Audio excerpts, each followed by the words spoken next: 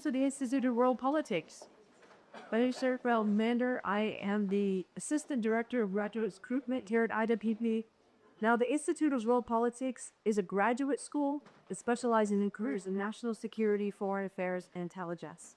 We are very glad to have you all here. I would like to share now a little bit about our speaker, Ambassador Jovita Neliupšienė. She is going to give us a lecture entitled The European Union as a Defense Actor. As she became the ambassador of the European Union to the United States in 2024, before that, she was the Vice Minister of Foreign Affairs of Lithuania in September 2022, where she was responsible for the coordination of European affairs, European bilateral and regional issues, as well as National Sanctions Coordinator. From 2020 to 2022, she was Vice Minister of Economy and Innovation of Lithuania, tasked with investment and export promotion, international cooperation, including policy coordination of state-owned enterprises, as well as chairing the Interagency Commission for Export Control. Now in 2020, she held the post of Chancellor as State Secretary of the Ministry of Foreign Affairs of Lithuania. Between 2015 and 2020, she served as the ambassador and permanent representative of Lithuania in the EU. And from 2009 to 2015, she worked as the advisor and chief foreign policy advisor to the President of the Republic of Lithuania. She was responsible for foreign policy coordination, interinstitutional relations, as well as the role of EU advisor, and took a leading position in preparing and coordinating the Lithuanian presidency for the EU Council in 2013. In 2014, she was awarded the State Decoration Order for Merit to Lithuania Commander's Cross. So please join me in welcoming the ambassador without further ado. Thank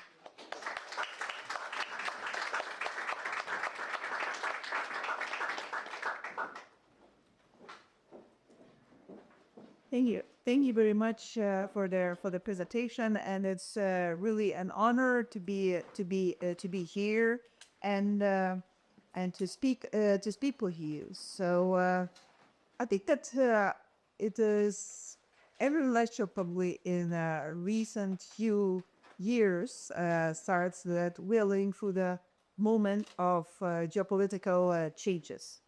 It is not gradual and it's not theoretical this time, but imminent, structural, and political.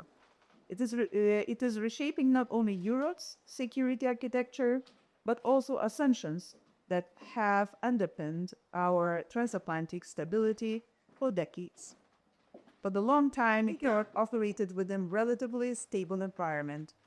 A strong U.S. security guarantees belief in the stabilizing power of economic interdependence, and the assumption that major war on our continent was not possible.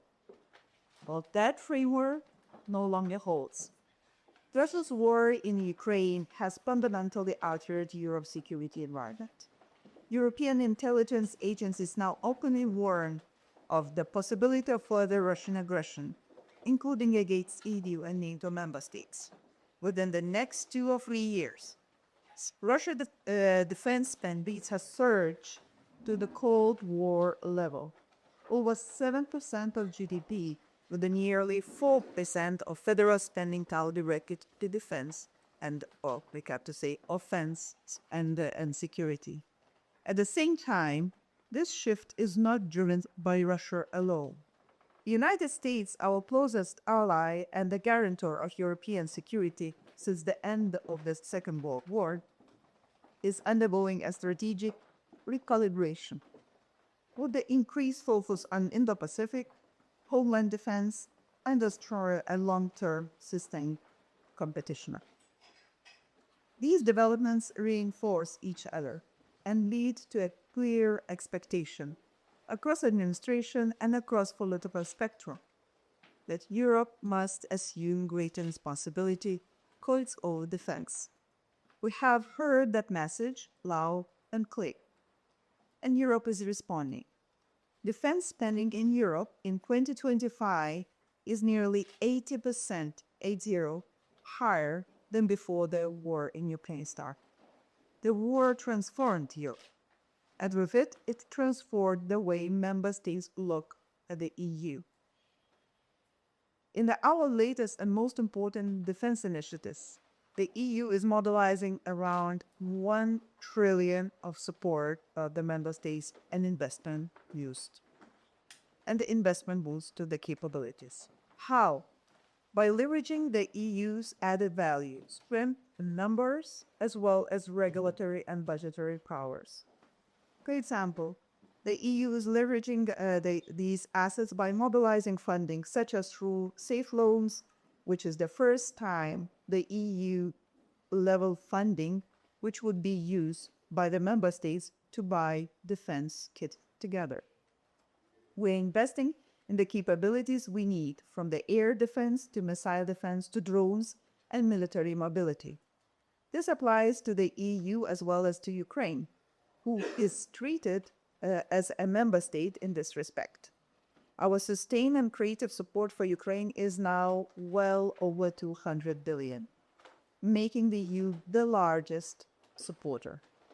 Europe's defense awakening is real, and Ukraine remains the center to it, because Ukraine is defending Europe, driving innovation, and reshaping modern warfare. Its model, linking frontline data to rapid production, is one that Europe must learn from. This is why the EU and Ukraine cooperation in drones, innovation, and industry is so critical. Looking ahead, by 2028, defense investment in Europe is projected to exceed the levels of US spending on such equipment in recent years. This marks not just an increase in spending, but radical shift in responsibility for Europe's security. If Ukrainian theater tragically demonstrated the return of large-scale war in Europe, the ongoing operations in Iran highlight something equally more important. Instability is not longer regional, it's systemic. The key lesson is that today's security environment is not only deteriorating separately Europe, separately Middle East, or separately Asia. These theaters are strongly interconnected.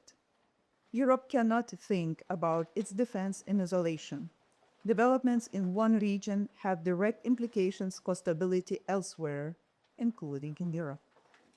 What makes this moment particularly significant is not only the clarity of the strategic change, but also what is happening within Europe itself. For the first time in decades, there is a clear alignment between a strategic environment, political leadership, and public opinion. Defense is no longer an abstract debate. It has become a central political and social concern. Shift in mindset is clear. As HRVP Kallas, High Representative Kallas, has stressed, we need to put our military in the position of strength, or put simply, we must be able to win the fight of tonight in order to be ready for tomorrow. Chancellor Merz has warned that the era of Pax America can no longer be taken for granted, calling for sustained support for Ukraine, European unity, NATO cohesion, and major investments in defense. President Emmanuel Macron has put starkly, to remain free, one must be feared, and to be feared, one must be powerful.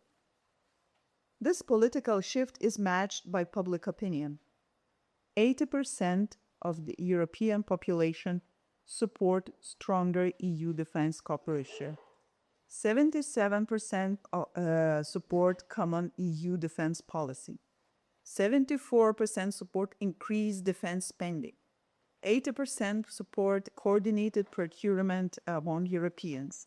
71% support strengthening EU defense industrial base. 68% views under the pledge. And it's not marginal consensus, as you can hear. It's a political mandate to act. And crucially, governments are responding in a way that reflects that mandate by increasing defense budgets to boost European security, investing in industrial capacity, and strengthening coordination at the EU level. This shift is not only political or in the hearts and minds of the Europeans. It's also financial and structural. Defense spending has reached 410 billion in 2025, 63% increase since 2020. Defense investment is rising even faster. We had 140 billion projected in 2025. It's 150% more than it was back in 2020. The member state procurement of new defense equipment is also increasing from 95 billion in 24 to 110 billion in 25. More than 30% of the defense spending goes towards investment in key capabilities and technologies. These figures reflect more than budgetary adjustment. They signal the shift from being defense consumer to defense producer. This is visible in the concrete areas: ammunition production, air and missile defense, drone capabilities, and military mobility. At the same time, innovation is accelerating. Defense R&D reached 13 billion in 2024 and already at 17 billion back in 2025. Defense Innovation Office in Kiev is strengthening cooperation between EU and Ukraine defense industries. It will become EU's eyes and ears on the ground for the defense innovation. It will serve as a pathway for innovation activities in and with Ukraine and act as a bridge between Ukrainians' need and capabilities and the EU and European defense industry. But the central question is no longer whether EU or Europeans are spending more. It is whether Europe is spending effectively and together. Modern conflict shows that adaptation happens in a week. Production must scale up rapidly. Innovation must reach deployment immediately. This requires not only funding, but systemic change. And this brings to us the European core challenge: fragmentation. Europe has a single market of 27 states, 450 million people, GDP over of 20 trillion. Yet, in defense, the market remains fragmented, divided, and inefficient. While we have the same security environment as you do, we have 27 pentagons.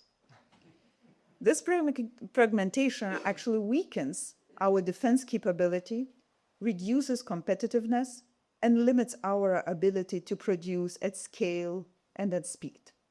As a result, around 50% of defense spending leaves Europe supporting jobs and industries elsewhere. And this is not accidental. This is actually a result of history. Defense has long been a national prerogative, and national industries developed accordingly. But in today's environment, fragmentation is not longer just inefficiency. It's a strategic vulnerability. It limits joint projects, prevents standardization, weakens industrial resilience at a time when the global supply chains are under strain. Here too, however, progress is underway. Our strategic compass and its successor, upcoming European security strategy, European defense industrial strategy, creation of European Commissioner for Defense, and the flagship initiatives in air defense and drones. Each of these, if you look very cynically, you can say that it's just a paper, but it's more than that. They are a real shift and very fast one where we are breaking, our glass ceiling ourselves. New initiatives, including European Drone Defense Initiative, Eastern Flank Watch, Europe Air Shield, European Space Shield, where member states committed to work together to deliver. They reflect a shift towards greater integration and realization that we are stronger together.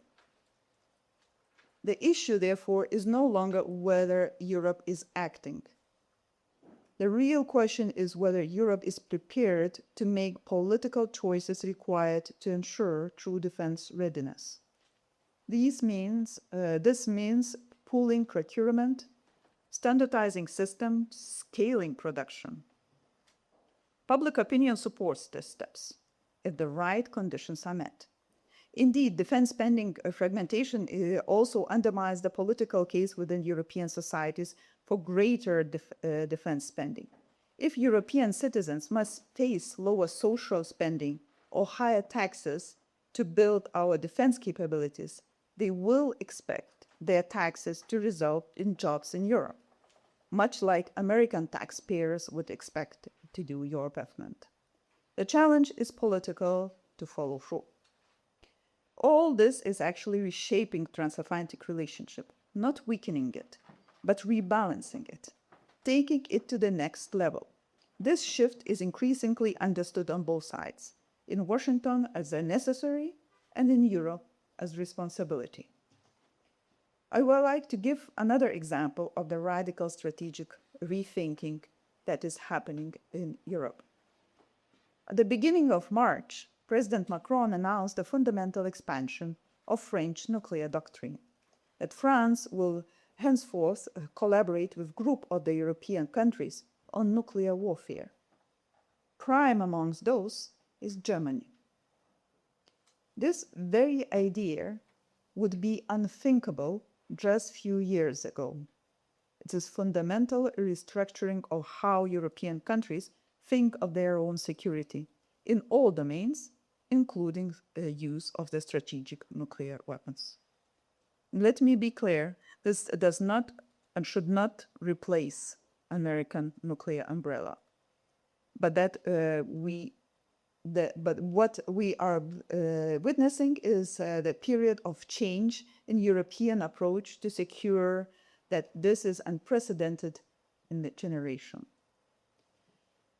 Europe that is more capable, more coordinated, and more resilient would also be more credible partner for Washington, more effective within NATO, and more relevant globally.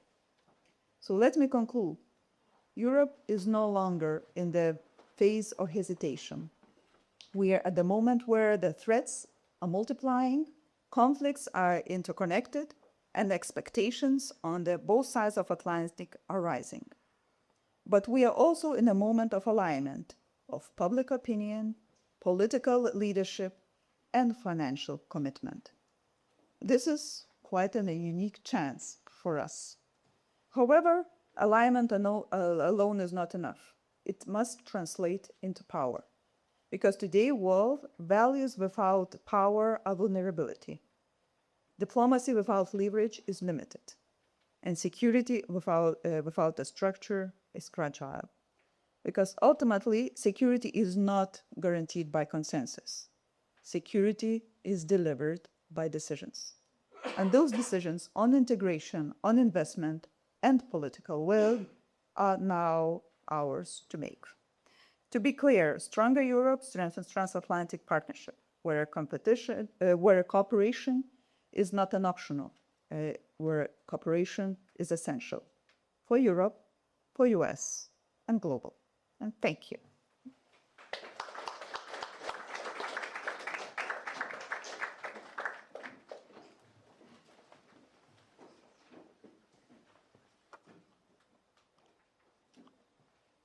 Thank you for those remarks, Ambassador. We're going to have a time of Q&A. I'm going to start with a couple of questions, and then we'll turn to you also. Have your questions ready. Thank you for that. One of the questions I wanted to ask you to start with is, you mentioned a lot of great goals and objectives, especially, as you mentioned, by the year 2028, that European spending in defense would be beyond even what the U.S. spends. So what would you say is the biggest challenge, because you did mention a few, to actually reaching those goals? Well, I think that already right now, the European defense spending is actually overcome. And I mentioned that it's 60+% more than it was back in 2020. But if you compare year by year, you see a steady increase. One of the positive goals, if you wish, we have to plan the budgets every year annually. So you already, last November, you can see that increase for this year. now people in June, July, they will start to plan for the next year. I'm sure you can actually really calculate, and the Secretary General of NATO, Rutte, he's doing a very precise calculation who is spending what. So the spending is not the problem. The problem is how we spend and how to make sure that what we spend makes our military and defense capabilities more efficient, how we actually really scale that. The thing is that when you have 27 defense industries, it becomes extremely difficult. I'm coming from Lithuania, so it's a 3 million country. It's very difficult to scale. So you have to work together, and even if you want to have patriots, you have to manage to cooperate, even to acquire them to be really very efficient. And this is so how you actually, and if you want to invest in innovation, again, investment in innovation requires huge resources. So you have to pool those resources, because even if you're spending more than 5% on the national level, it will not be enough if you just spend on the small targeted thing. Last but not least, I think that for all of us, the best lessons of how not only to spend, to reach efficiency, to innovate, but how to deploy this innovation, we have to take the example and to take the lessons from Ukraine. And people who are coming from a military would not let me lie. Sometimes it's very difficult to take those innovations on board, especially learning from others, not from your own mistakes. And to follow up with this question, one of the things you mentioned was the fragmentation and, of course, the joint procurement, as you also just mentioned. So I can imagine that's pretty challenging, first of all, to coordinate, but then also for the nation states to agree to it. So can you speak to a little bit about that, of how are you going about that process or facilitating that? So this is where the EU steps in. So the idea of our safe loans, which is the 150 billion the European Union decided to spend, but this money, you can get this very attractive loan only if you work together among yourselves. So if you want to spend on innovative air defense, you cannot, as Lithuania or Czech Republic or Poland, go there and say like, oh, we want this European money because we need that very dearly. Doesn't really work as an argument. But if you come together as 4, 3, 5 member states and say, look, we will develop air defense system. We need a little bit of extra incentive to make sure that that we kind of a kickstart. And this is quite a good incentive, because every time everyone has their budget constraints, so the national spending is limited. Wonderful, thank you. Let's turn to the audience. I'm hoping that you guys have some great questions. So let's start with in the back here, standing in the suit. Do we have microphones? Yeah. And if I can, sorry, just before you say, if I can just mention, if you could keep your questions succinct, short, so we have time to answer more. Go. Sure. Ambassador, you mentioned that Europe is trying to cooperate within Europe, right, on defense industry. But I'm curious what the role of cooperation is with Asian countries like Japan, like Korea. Poland is buying a lot of Korean weapons. Japan is doing a joint fighter project with UK, with Italy. Germany might join that as well. Where does that fit into this, in wanting to cooperate more with allies, but also wanting to keep it in Europe? I think that, all the above would be the short answer. But in general, the first and the most preference is actually to make sure that the stable supply chains we have for the defense industry within the transatlantic alliance is the key of the importance. So nobody is actually thinking that we have to kind of unravel. And the major contracts, if you witness what is, or some of them are very public. Actually, you go to Google, you would see that the major contracts was between Lockheed Martin with the Rheinmetall, who are the major primes on both sides of the Atlantic. This actually still holds. Another part is, of course, when you are spending huge money, which some of the countries are already reached 5%. Some of them have a trajectory to reach that within 2 years. It's a huge change. So there is a lot of expectations that you have to spend some of that or contribute to the social needs within the society. So the idea, okay, let's see what we can adapt from the, for example, civilian things which we use to the military needs. You know, if we have well-developed drone infrastructure for agriculture, maybe we can use that or adapt to what we need to secure ourselves. But so part of the European money which we spend is actually to incentivize working together. But the supply chain still exists. The first point still exists because, you know, some of the things you cannot do without the partnerships, and especially in the Transatlantic Alliance and U.S. in particular will always be part of that game. The other part of the money, which is the bigger bulk of the money, is actually national money, which comes from the national budgets. That means that the member states, be it European member states or NATO allies, they actually have a possibility to spend however they want and however they see fit, except one thing. Everything has to, if you are a NATO member, it should be NATO compatible. And interoperability, as we learn from Ukraine, actually, is the key factor in winning on the battlefield. So, you know, cooperating and buying what is right now on the shelf is extremely important, because if you go, I heard a very very nice line of Estonian minister saying, like, look, we cannot wait 7 years because we don't know what will happen in 3 years, so we need to buy now. So the idea is so that some of the partnerships, especially with South Korea, Australia, Japan, bilaterally developed, but as well, European Union signed the partnership and security agreements, which actually allows as well them to be part of this joint endeavor. Thank you. Next question here in the back. It's considering powers that the European Union relatively recently, claimed under the Digital Services Act, which allows for independent actions against very large online platforms, specifically those housed in the United States, like the article, I believe it's Article 37, power to audit these platforms. Given the history of disruption of your domestic politics, how does this play into your understanding of how Europe's role in the world? Well, Europe is 450 million of people, so we are a huge market.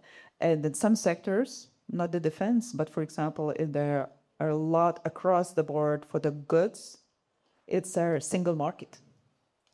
And for the certain services, it's a single market. So you enter once and you actually access 450 million, which is not only that it's single with a single set of rules, which companies usually appreciate, but on top of that, it's a quite rich market, which actually, that means that people are keen on buying services, because EU and US are actually the largest trading partners to each other.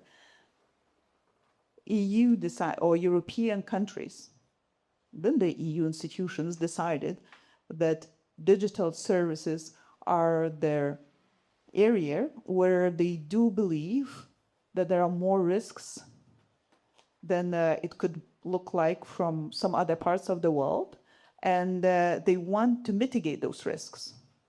And I'm not speaking about something which would be incomprehensible. I'm speaking about protecting children online. I'm speaking about anti-Semitism. I'm speaking about incitement of hatred online. I'm speaking about terrorist content. So there are lots of risks people, Europeans across Europe, actually see and think and really support the idea, because the law, DSA or Digital Service Act, was not really invented by some strange minds in Brussels. It was suggested by the member states. It was voted by the member states. It was voted by the European Parliament. So it's a joint decision. And I do believe that at this particular moment, actually, Google search has more users in Europe than you have citizens of the United States. So this is how big is the market.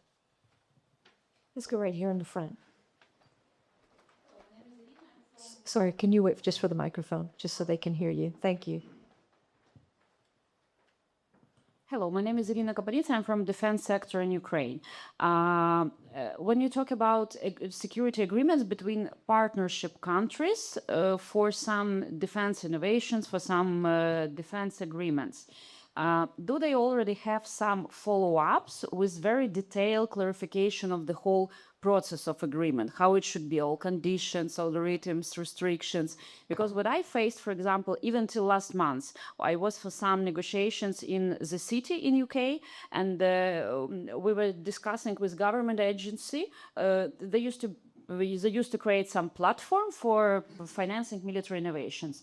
Like, is there sense to start negotiations? Because earlier or later we'll face, because everything from defense, it's about national security of each country.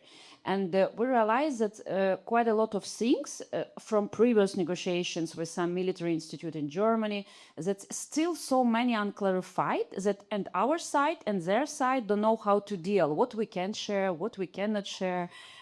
Is it going to be quickly all these follow-ups? And you know what was funny for me? That we asked, like, dealing with Ukraine, what are the exact conditions and restrictions? They told, actually we don't even know what is with UK, with UN countries, not even with Ukraine. Well, the last part of the question for me is probably easiest to answer. Ukraine, as I mentioned, for example, for European loans, for safe loans, or just supporting the joint procurements, is actually Ukraine is treated as the member states. So you have to have a company, the company should qualify, does not really need to be publicly listed. There are certain, levels of overall turnover, how much company should earn per year in order to qualify, and it should be par, because safe loans is for several member states, so it means that Ukraine cannot get it alone, but it should be like with two or more member states together applying, and it will be eligible. So for Ukraine, for me, it's an easy, and actually we have other initiatives, be it, for example, a European Investment Bank, where we have an innovation fund, and others. So for Ukraine, it's easy. That's Also, it was not even about getting money investing. It was about cooperating and sharing information, which is allowed. well. Yes, that's another information sharing arrangements are totally different. So the information sharing arrangements is not what we share with the EU. EU is almost like a Transparency International.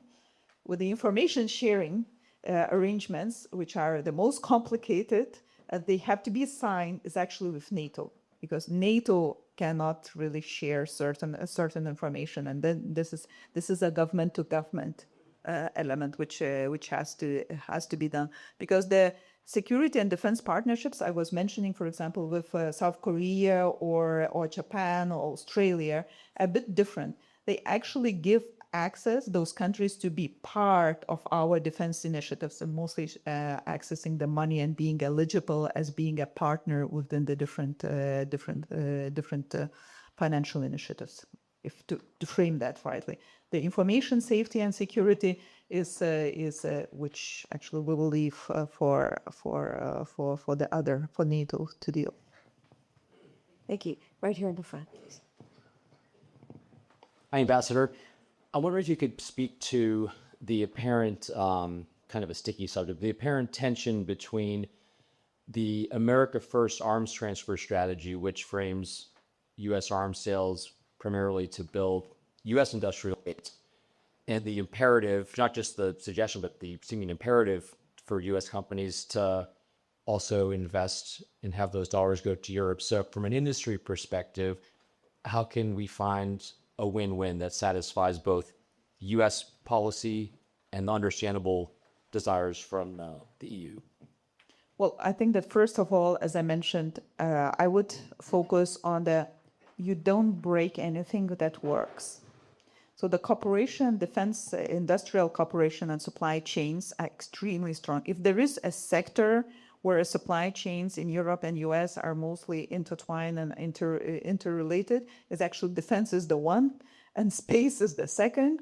And I was thinking, what else we have? There are like limited, not limited. There are lots of sectors, but in those kind of sectors, where the supply chains are very much interrelated. I can give you a lot of anecdotal situations, like your helicopters would not fly because some our parts are produced in Malta. Why? Nobody knows. But this is how it works. On some of our tanks, the software, or most of our tank software, is actually American produced. You think about American tanks and certain guns in those tanks. Don't ask me. You will lose me on the trying to name them. Are actually American produced. So this is how it worked for more than 60 years, and I think that was very efficient because the innovation happened somewhere. We use that innovation for defending our alliance. Well, as I was speaking, I was referring, because we are increasing defense spending, there is an expectation within society growing that, some of the industrial capacities or reindustrialization should actually happen locally, if you wish. And it's a fair argument. You have to think that those spending and the people kind of sacrificing in Europe, that we have to make a difficult choice where we spend, and we want to spend here. Well, still, I think it's a very careful balancing act how much Europeans would be, how much we Europeans will try to build only on our own. It will never be on our own. It will be always in partnerships. But because even if you look at our current floors, 35% of whatever we build can be actually American or other NATO country content. So not necessarily European content. And if you have a company, or if you can prove that you have R&D, or you have there are other conditions which actually can extend that percentage to what you can do in Europe with the European money. And as I mentioned, so our national money can be spent differently. But I think that win-win comes because there is such a, you look at what is happening globally in different regions, it's such a huge demand. So, and we have been Ukraine has been in the war for more than 4 years.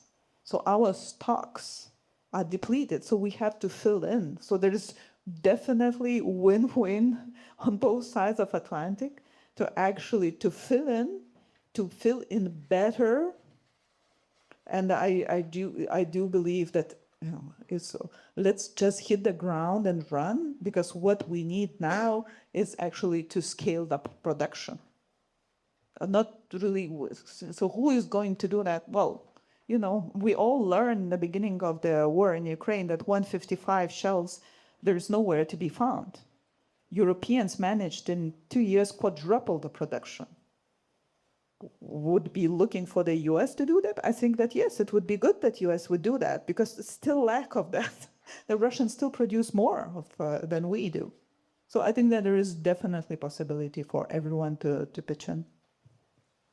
Right here in the back. In the blue blazer. Hi, yes, my name's Will. I was curious if you could address the sovereign requirements for space specifically, and that the European defense has been speaking about, and maybe you could address how that works in this model. I think like this week, for example, on the Transporter 16 mission, Poland is getting 2 new SAR satellites built by ISI, which is great. But in a wartime scenario where the Suwalki Gap is, overrun, depending on like one country's capabilities, that may not, be able to support anymore, because the ground environment, the processing right? Looking at space as a country by country basis is kind of hard, right? Because it's very expensive, and having one country have the spacecraft is in Europe is challenged. So maybe you could discuss this idea of a European sovereign space capability. Well, this is where our Space Act comes in. This is exactly where we want to develop European space capabilities. First of all, because the focus is civilian, not the other. But like right now in our times, it's very difficult to do that. But you know, whenever you say that we have to develop European, I always will be very cautious. Yes, it should be European. We want to have our own capabilities because we want to contribute in not only in transatlantic but in global security. But the thing is that it's so expensive, as you mentioned, that we need a cooperation with the U.S. and hopefully the Suwalki gap will not be overrun. I have a personal interest in that. Let's have this lady here in the second to last row.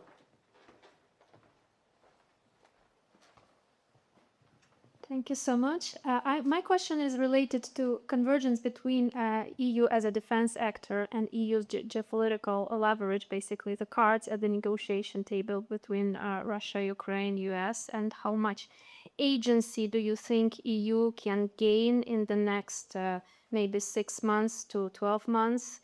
And given the slowdown in the US negotiations appetite and dynamic right now, whether you see any perspective for such agency increase and how defense basically investment and everything that we've been just talking about converts into what they call cards. Thank you. Well, thank you. I think that by asking this question, you actually answered the question because, you know, in order to get cards in your hands, you have to have power. In order to have this power, you have to invest in to reach or to try to get into the very effective investment, which actually turns from the investment into the real capabilities. This is really, you know, the core. And, you know, the one thing I think where we have to be on one hand cautious, but on the mindful, is that this is the long term. Defense, deterrence, capabilities in defense, and even investments in defense would not give you payback in the short term. Are you a big country like Germany or you're a small country like Estonia? It will not happen in a year or so. So the investment has to start now, or in my personal opinion, it should have started like a few years ago. We have to do that now. We have to continue through the years in order really to not only to talk and to have a narrative, but actually to project power. When you have the defense industry solidified, when you have joint procurements, you are clearly on the paths that this not will be interrupted because, you know, suddenly you see that, there will be a settlement and we don't need to invest in defense anymore. This can actually then interrupt into the building up our, you know, capabilities and as well the building up power. So I think that it should be very clear long-term commitments. This would help us not only to defend ourselves, help to defend Ukraine or help them to build their capabilities, but as well to project that it's a long-standing and will not, because deterrence is about how not only you think about yourself, but what your adversary thinks about you. So they have to be persuaded, whoever it is, be it Russia, China, Iran, they have to be persuaded that this time we are serious. And this would help actually them to say like, okay, we are serious. We don't want you to move fast. We have enough capabilities, not only about pushing back and helping Ukrainians like in real-time war, but we actually have capabilities to make sure that neither hybrid attacks in Europe's soil is happening, and we can prevent even your thinking about it. So this is, you know, but you need for all of this, you need a joint action and long-term commitment for that action. If I can just ask a follow-up question, because you mentioned a very important point about deterrence, and personally, you're feeling that they can stand in this strong position, but also for your adversaries to believe the same thing. So my question is, how do you see the perceptions of the European nation states, the publics? How are they feeling about actually being able to stand and defend the continent in terms of the capabilities you were talking about? Well, I think that you should not expect that it's kind of a change over the night. You know, we had 60 years of experience where the balance in the NATO alliance or in transatlantic alliance and in defense was a bit different. And especially when the Soviet Union collapsed, the idea, we all remember, okay, some of us read about it, maybe if not remember, that actually the end of history. Everybody now wants to be liberal democracies. Everybody wants to live like us. And there will be no wars anymore. End of the civilizational conflicts as such. And here we are. So, and it took 30 years for us. Okay, maybe our assumptions were wrong. So we have to, right now, not really, well, on one hand, we have to do a sprint and marathon at once. On one hand, we have to sprint with the defense spending and investments. On the other hand, we have to be sure that even if we sprint in the first kilometer of the, how many, 32 kilometers, you actually have to endure to the very end. So if Europeans believe, if you look actually at the public opinion polls in the different countries, I think that's a very strong support for the in general investment in defense. I was mentioning a few numbers here, and it's not that someone polled only in Poland or the Baltics or somewhere in Central Europe. It's across the board. This is the change. Actually, I haven't seen that you have a conversation in the European Council or Council of Ministers, and you actually, there's no one really having a problem in the room when they have a conversation. There can be discussions of how much we should invest in Europe, what is the U.S. part of that, how we actually work with our further away partners, but in general, there's no question if we have to do that. And I think this is what actually is a change, a huge change in the mindset. Thank you. We have time for one more question right here on the side here.